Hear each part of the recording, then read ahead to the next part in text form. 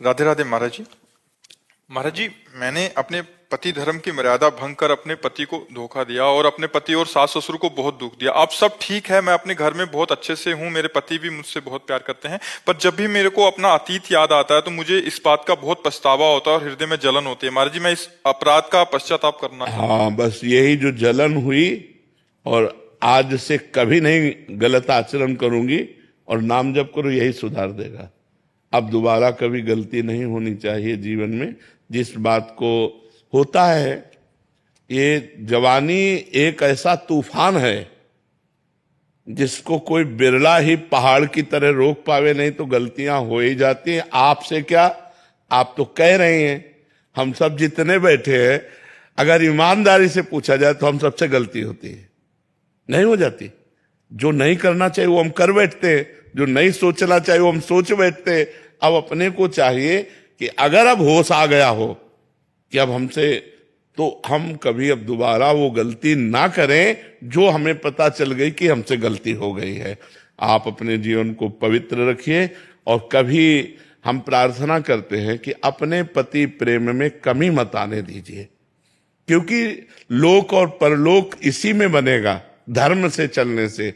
और इधर उधर से माताओं बहनों से ये प्रार्थना है कि अपने जीवन को बहुत संजो करके रखिए, बहुत पवित्र रखिए, कहीं किसी संकट में न फंस जाए, कहीं कोई ऐसा व्यक्ति ना हमको मिल जाए जो हमारा दोस्त बनकर दुश्मन का काम कर दे। पता थोड़ी चलता है, छल कपट करके लोग आजकल ऐसा मुखौटा दिखाते हैं कि लगता है बहुत प्यार करता है, और जब परिणाम में देखो तो छल कपट नजर आता है। तो बहुत बच करके माताओं बहनों को और पुरुष को भी एक दूसरे से सावधान रहे।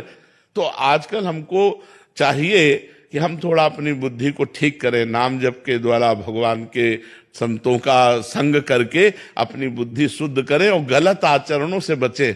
गलत आचरणों में भय और अशांति के सिवा कुछ नहीं मिलेगा। आप देख लो, एक भय मिलेगी, एक अशांति मिलेगी, और अगर हम उसे धर्म से सेवन करें तो हमें सुख मिलेगा, हमें शांति मिलेगी।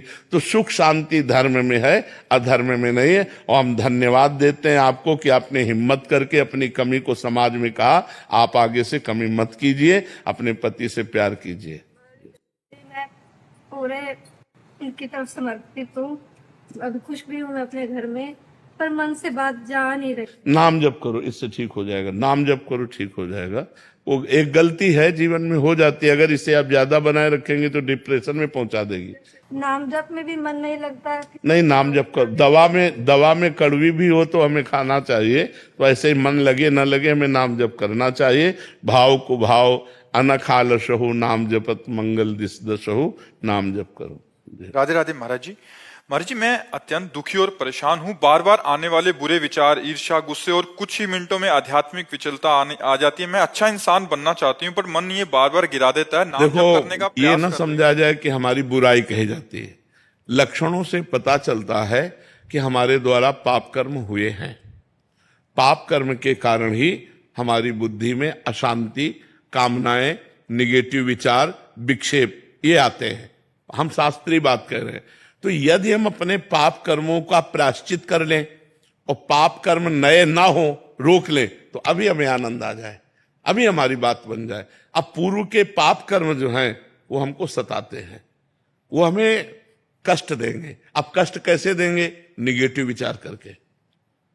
नकारात्मक सोच ही सबसे बड़ा कष्ट है।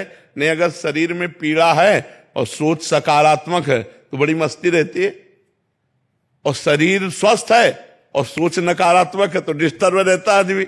वही तो फिर डिप्रेशन में पहुंच जाता है आगे चलकर। तो हमें लगता है हमें अपने पापों का प्रायश्चित करना चाहिए, बार बार उस बात का स्मरण करके जलन पैदा करना और भगवान का नाम जप करना और आगे से वो पाप ना करना, तो बढ़िया बात हो जाएगी। अब हमारी बात को अन्यथा ना लेकर के अपने जीवन को अच्छाई की तरफ ले चला जाए।